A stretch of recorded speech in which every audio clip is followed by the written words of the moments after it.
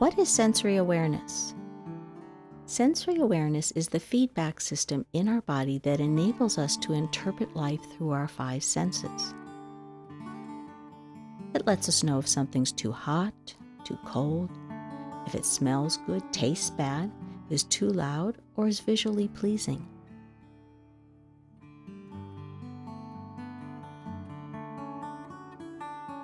Why do we need to activate our sensory awareness? Whenever the body experiences trauma, its first response is to shut down or reduce sensory input. This is so the system can recover or regroup.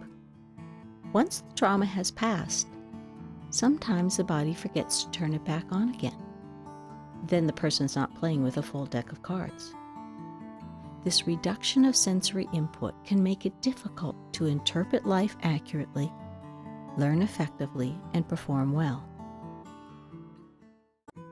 The first 5 activities in the I Create What I Believe program are designed to help an individual reactivate and strengthen their sensory awareness from the inside out.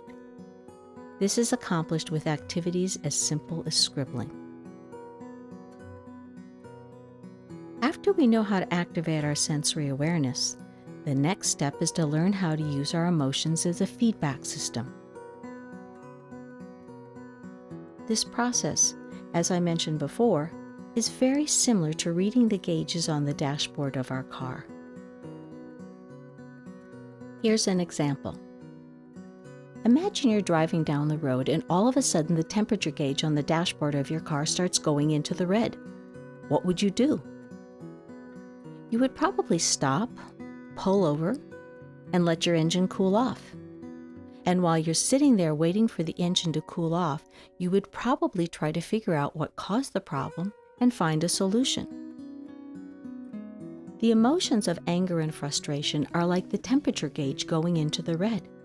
They are telling us to stop, pull over, cool off, and figure out what isn't working and what we need to do differently.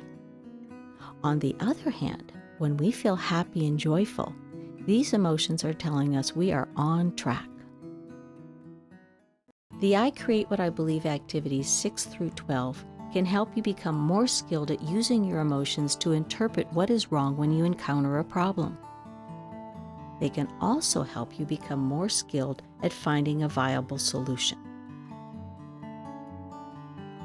After you know how to activate your sensory awareness, and you know how to use your emotions as a feedback system between your body and mind, you can do the final and most important step, which is reprogramming an inaccurate belief in your subconscious mind. Let me give you an example.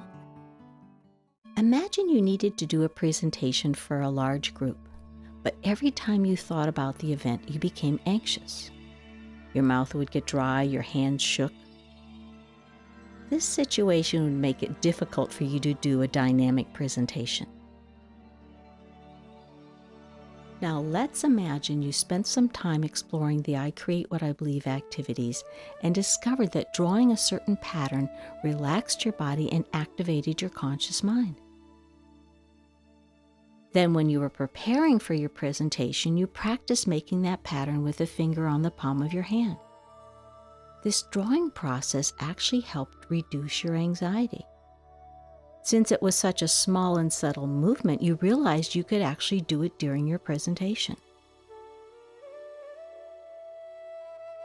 Now let's imagine that when you did your presentation, you drew that pattern on your hand and it did reduce your anxiety. So instead of being stressed, you relaxed and were able to do a dynamic presentation. You also really enjoyed yourself. In retrospect, you were able to see how an inaccurate belief about public speaking had previously hindered your ability to succeed. The truth you discovered was that you really enjoyed speaking to large crowds. Why did drawing on your hand make a difference? Drawing the simple pattern on your hand activated your conscious mind. This in turn suspended your subconscious mind, allowing you to create the experience you really wanted.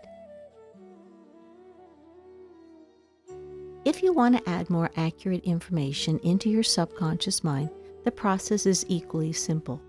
But remember, it requires all 3 steps. You need to activate your sensory awareness, use your emotions as a feedback system, and activate your conscious mind. When this is accomplished, you merely need to supply your subconscious mind with more accurate information, such as, I am safe, I'm a good speaker, or I'm smart. This new information will then help you create the life you want, because remember, the other function of the subconscious mind is to make sure our life reflects the data. This process is simple, but it takes all 3 steps for you to recruit your biology, to change a belief that controls your biology.